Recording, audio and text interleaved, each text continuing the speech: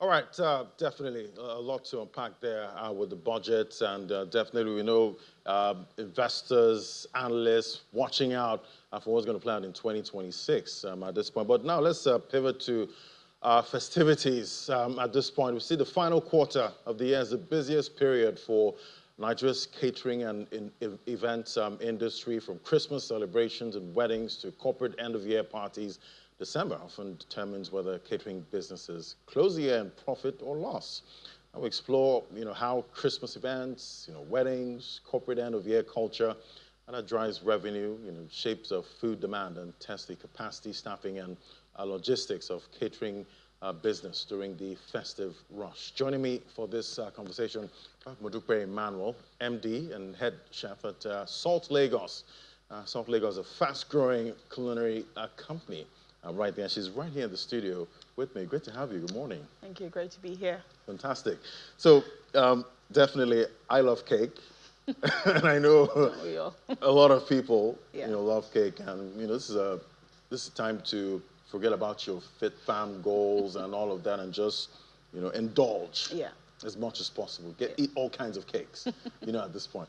But, when I have, MDs and CEOs here with me, I'd like to ask them this question first.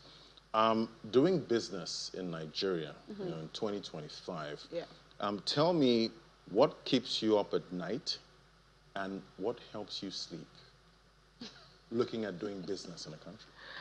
Thank you for having me. What keeps me up at night doing business in Nigeria?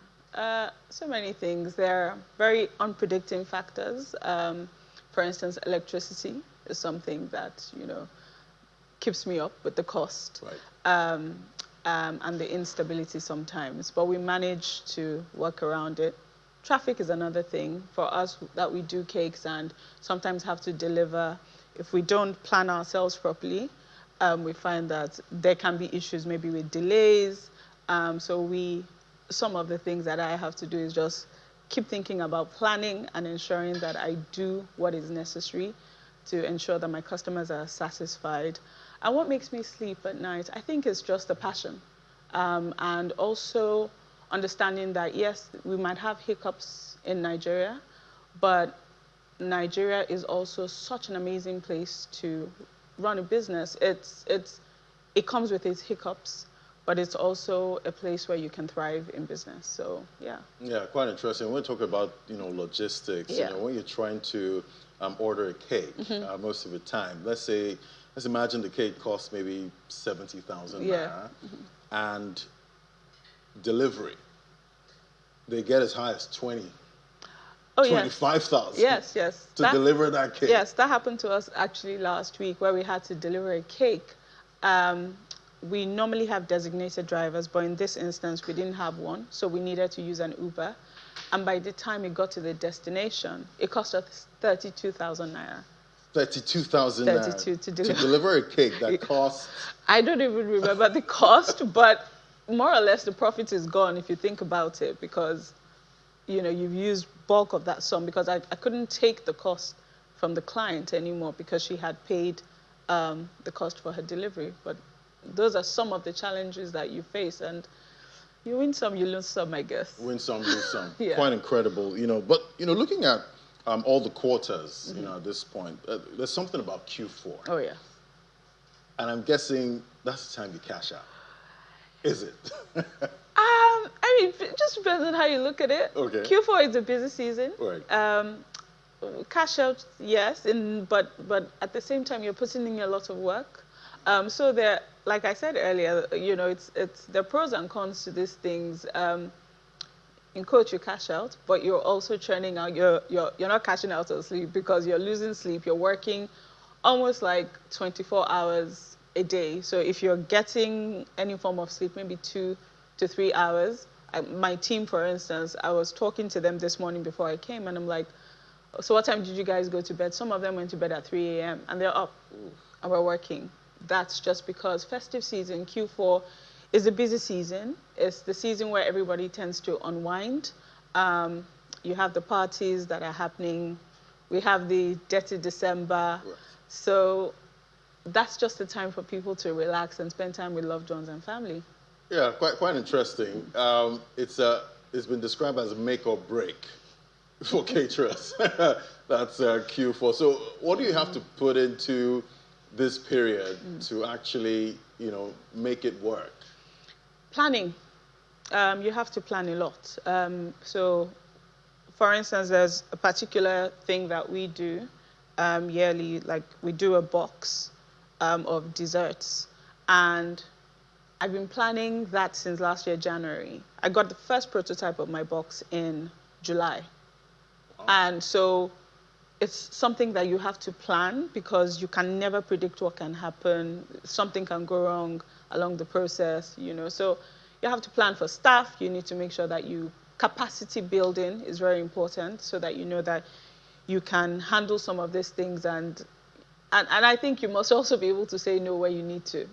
Because sometimes, it seems like, okay, there'll be an influx. But I also believe that if you know that really I can't handle this, it's better for you to say no so that it doesn't become the thing that breaks you, because you said it's like the time that makes or breaks catering businesses. So the ability to say no is also quite important. And I'm wondering how much orders would make you have to start saying no.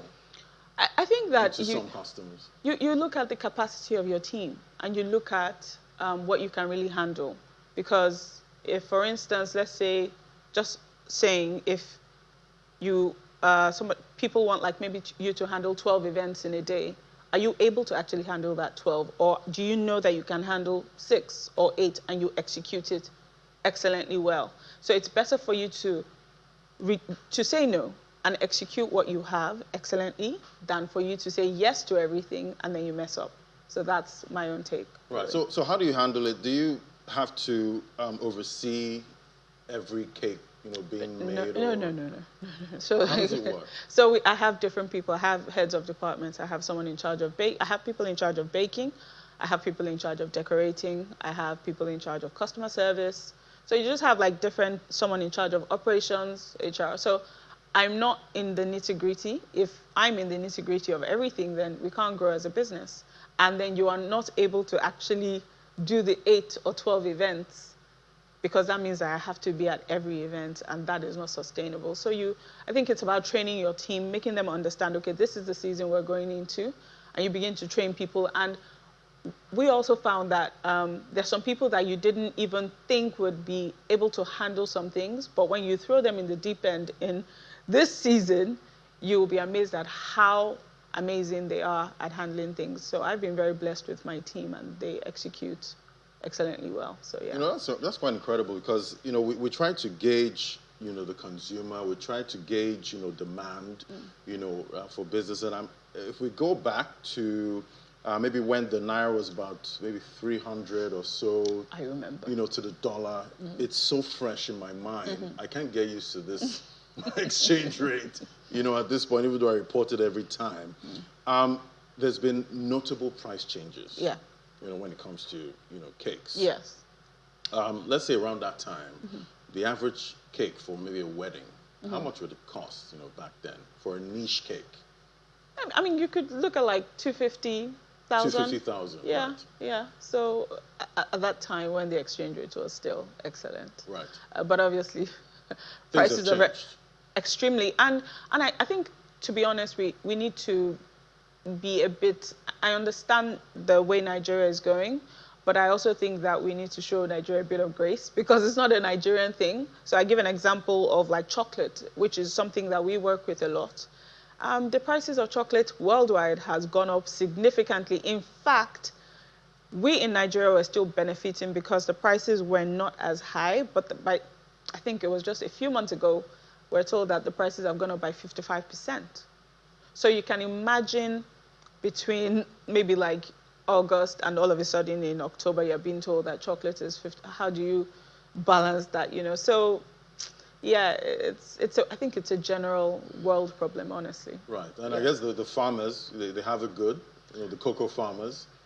Some of them. Some. At this point that export, cocoa, because those other big, African producers, they've made good money, from exporting commodities that have risen in price, But when you now convert it to chocolate, then the consumer now has to suffer, and you also have to find a way. Yeah, but the good thing is, for instance, there's a local brand that actually produces chocolate, for instance, and they do excellently well in what they're doing. So we can, apart from using the imported ones, we also support and use a locally made chocolate, and the quality is very, very good. So, you know, so quite interesting. So you're having some inputs you don't have to import.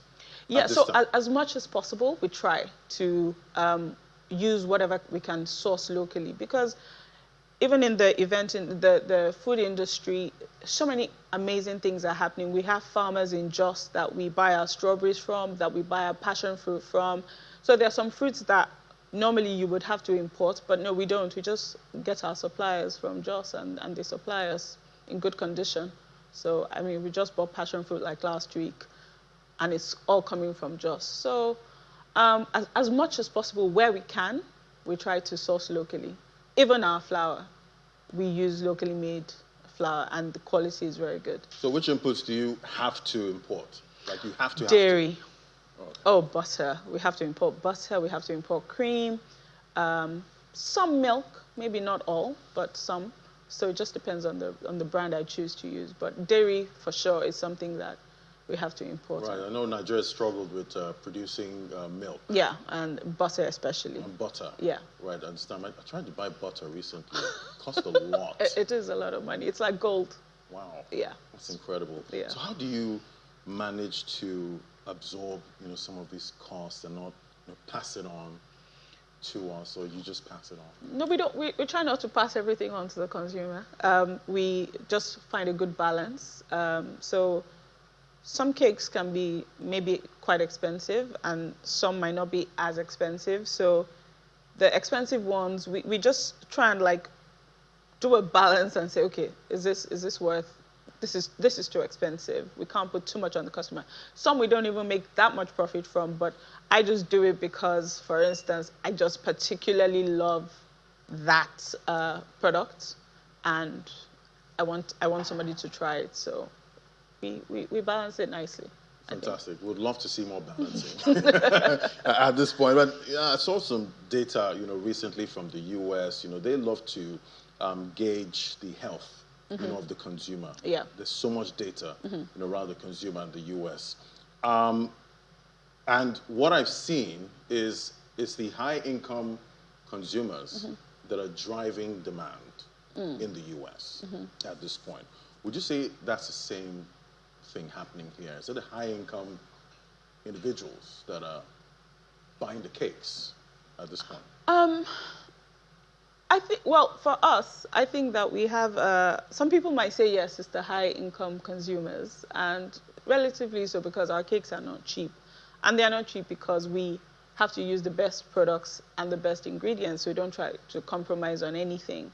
But at the same time, we also try to like find, again, as I spoke about balance, some that are not as expensive. So maybe trying to make it smaller in size so that it's easily affordable. Maybe someone doesn't want to eat like a whole cake and they just want to have maybe like a loaf or something. So we've looked for ways to try and ensure that we can, if someone wants to eat maybe a salt cake, you can,